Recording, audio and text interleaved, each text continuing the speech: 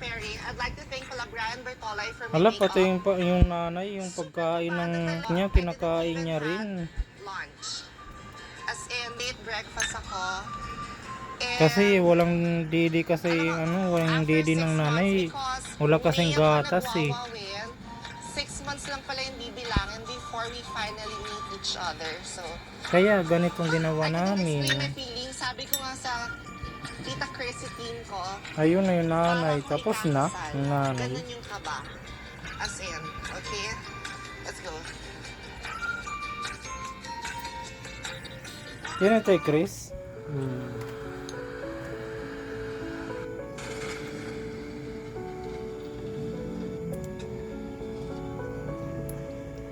Ay, kumakain talaga. Gutom na gutom, oh. Kasi nawalaan yung gatas yung nanay kasi nagkasakit to eh. Nagkasakit yan, pumayat to. Kaya hindi siya nagpadidi ilang araw. Kawawa naman.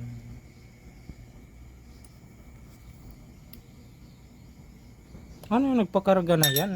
Sabi ng ubi ko, magpalit na ako ng mga panty. Nagpakarga na siya. Yung ginagamit ko before. And Ayaw niya pinapabili dito, niya sa akin, malaklag na yan. 100% Mandiri. cotton. Kaya naman nag-switch na ako dito sa ganitong panty. Guys, nagustuhan ko to kasi tingnan nyo naman, kayang-kaya niyang itago yung bilbil natin or pusor. Basta na siya. Tapos ang maganda pa dito, ang ganda ng pagkakatahi.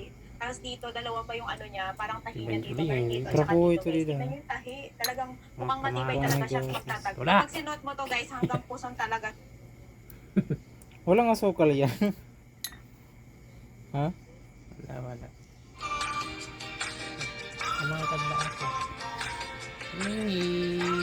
Ano na? Tag na? Love, love, love! Tag na daw siya. Love, love, love! Blah, Okay, blah, so we're here blah, sa blah, Glorieta blah, Beauty blah. Center. Nilakad lang natin ng onte and Blah, blah, blah. it's a mayonnaise brand event or it's a mayonnaise brands event. So, andito tayo because ito nga yung reason why Chris will be here later. So, kailangan hindi mawala yung posturang Chrissy ko. Let's go.